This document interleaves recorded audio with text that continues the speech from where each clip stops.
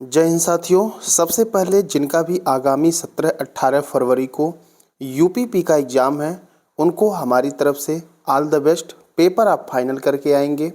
यहाँ पर हम आपके एग्ज़ाम में अंतिम समय में एक छोटा सा सहयोग करेंगे और यहाँ पर एग्ज़ाम में तुक्का कैसे लगाना है, इसको जो है हम 100% अप्लाई करना दिखाएंगे।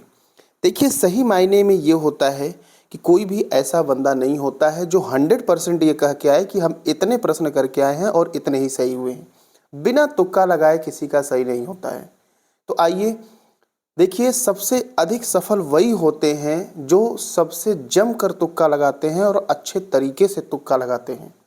लेकिन कहा जाता है कि जिस प्रकार से नकल के लिए अकल चाहिए, यहाँ भी तुक्का लगाने के लिए आपको कुछ साइंटिफिक तथ्य जो होते हैं उनकी हम चर्चा करेंगे।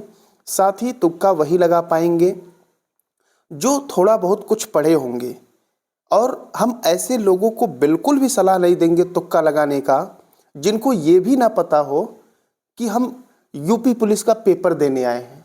ये लोग विशेष ध्यान देंगे। तो आइए थोड़ी सी चर्चा करते हैं। देखिए, सबसे पहले हम बात करेंगे यहाँ पर मार्क का लेकर। तो देखिए, आपके यूपी पुलिस में 150 क्वेश्चन आएगा, 300 मार्क्स का रहेगा। एक प्रश्न आपका 2 नंबर का है, ठीक है, और निगेटिव मार्किंग जो है आधा नंबर का है। मतलब अगर एक प्रश्न 2 नंबर का हुआ, आधा नंबर का निगेटिव, तो 1/4 आपका निगेटिव मार्किंग है। इतनी बात समझ में आई। अब देखिए, 4 ऑप्शन रहते हैं। अब इसमें एक एवरेज देखा जाए तो ABCD आपके 4 ऑप्शन रहते हैं, और ऐसा माना जाता है कि चारों जो है यहाँ पर अगर देखे जाए तो जो सही होने के चांसेस होते हैं, जो साइंटिफिक रीजन होता है, जो आयोग बनाता है, वो सारे 37 प्रश्न का कॉम्बिनेशन बनता है। ठीक है, लगभग यही रहता है। अब यहाँ पर देखिए, एक औसत छात्र की पहले हम बात कर लेते हैं। एक नॉर्मल जो बच्चा होगा, कुछ भी नहीं पढ़ा होगा, तो भी 37-38 में उसका हिंदी में 25 नंबर तो आ ही जाएगा। अगर 1-2 दिन पढ़ा होगा, मतलब कभी भी किताब देखा होगा, तो उसकी हम बात कर रहे हैं। मैथ में, गणित में बात करें तो 18 से 20 क्वेश्चन आना है, तो यहाँ तो 10 नंबर एक नॉर्मल बच्चा निकाल ही सकता है। और जो हम यहाँ पर प्रश्न लिखे हैं ना, ये पेपर के सबसे इजी प्रश्न होते हैं। रीजनिंग की बात करें तो यहाँ पर लगभग 55 क्वेश्चन का वेटेज रहने वाला है, तो यहाँ भी 35 नंबर क्वेश्चन, 35 क्वेश्चन बच्चा बड़े ही आराम से कर लेगा। और जीएस जो है 15 नंबर जो है 37-38 में, मतलब आधा से भी हम कम लेकर आ गए हैं, इतना कर लेगा। तो लगभग एक बच्चे का जो क्वेश्चन हुआ 85 क्वेश्चन सही हुआ। अब यहाँ पर अगर एक क्वेश्चन का 2 नंबर जोड़ें तो 190 नंबर के पास पहुँच गया। लेकिन कट ऑफ पार करने के लिए कम से कम आपको 200 तो पार करना ही होगा। ठीक है, यदि इतना पहुँच गए तो फिर अब आपको रिस्क लेना है। रिस्क कैसे लिया जाता है? देखिए, यहाँ पर जैसे आपके 4 ऑप्शन है ABCD। अब अभी तक जो आपने क्वेश्चन किए हैं ये तो 100% हो गए, लेकिन आगे के कुछ ऐसे भी क्वेश्चन होते हैं जिसमें बच्चों को ये रहता है कि यहाँ पर जैसे B या D बिल्कुल नहीं होगा, या A या C बिल्कुल नहीं होगा। मतलब यहाँ पर जो प्रश्न बच्चे करते हैं, 40% के बाद बच्चा ऑप्शन एलिमिनेट ही करता है। चाहे वो पुलिस का एग्जाम हो, चाहे वो YS का एग्जाम हो, कोई 100% सही नहीं होता है। यही सच्चाई है। यहाँ पर 2 ऑप्शन आपने एलिमिनेट कर दिया। अब 2 ऑप्शन आपके पास बचे। अब यहाँ पर दोनों में से आप किसी एक को क्लिक करेंगे तो आपके सही होने की 50% संभावना है। ठीक है, तो यहाँ पर आपको बिल्कुल रिस्क लेना है, क्योंकि इस दुनिया में तब तक कुछ फिक्स नहीं होता है जब तक आप रिस्क नहीं लेते हैं। तो यहाँ आपको रिस्क लेना पड़ेगा। और रिस्क यहाँ पर अगर इतना पहुँच गए हैं तो आप 20 से 25 क्वेश्चन के आसपास इनको रिस्क ले सकते हैं। ठीक है, तो यहाँ पर अगर 50% भी सही होता, जैसे आपने 20 क्वेश्चन पर रिस्क लिया, तो 10 क्वेश्चन सही हो गया, मान लीजिए 10 आपका गलत हो गया। 10 क्वेश्चन सही हुआ, कितना नंबर मिला? 20। गलत हो गया 10 क्वेश्चन, कितना नंबर घटा? 5।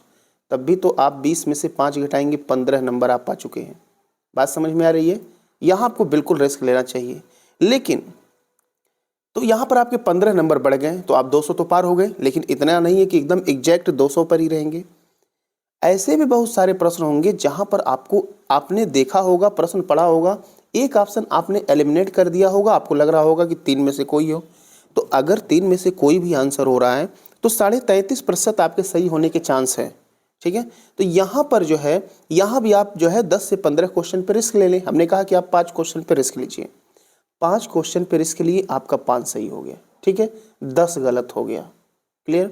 अगर 10 गलत हुआ तो 5 नंबर माइनस हुआ, और 5 सही हो गया तो 10 नंबर आप पा गए। तो 10 में से 5 माइनस कर दिए तो भी तो आप 5 नंबर पाए, प्लस में रहें। देखिए ये तुक्का लगाने जिसका बहुत बड़ा दुर्भाग्य रहता है, जिसको एक परीक्षा का कुछ भी नहीं मालूम है, वही तुक्के में जो है उसका नंबर माइनस होता है।